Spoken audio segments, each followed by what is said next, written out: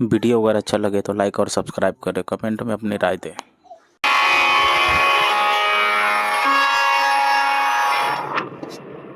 मैंने आपको राजा दशरथ की कहानी बताई, लेकिन सच ये है, किसी भी राजा से ज्यादा जरूरी होता है उसका राज्य। एक राज्य केवल पत्थरों और महलों से नहीं बनता, वो बनता है वहां रहने वालों के जीवंत इतिहास और युगों की कहानियों का साक्षी।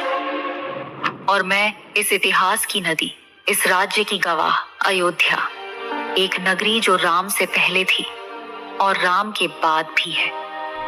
कभी ये मर्यादा का मंदिर बनी, कभी स्वर्ग की छवि, कभी अपराजित शक्ति। युग बदले, राजा बदले, पर अयोध्या ने अपनी पहचान बनाए रखी। राजा दशरथ के काल की अयोध्या जैसे देवलोक का हिस्सा थी। राजमहलों के ऊंचे मीनार, जिन पर सूरज की पहली किरण पड़ते ही सोना चमक उठता, मंदिरों की घंटियों की मधुर धुन, ऋषियों के आश्रमों से उठती धूप की सुगंध, जो नगर को शांति से भर देती थी। और मैं हर सुबह अपने तट पर एक दृश्य देखती थी जो हृदय को अमृत सा भर देता।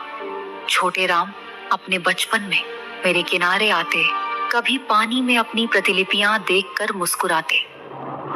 अयोध्या केवल एक नगरी नहीं थी, वो एक विचार थी।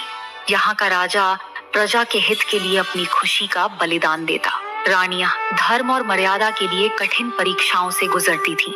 मैं बदली हूँ, मेरे किनारे बदले हैं, पर मेरे जल में अब भी वही गाथा प्रवाहित है जो हजारों साल पहले थी। यही है मेरी अयोध्या।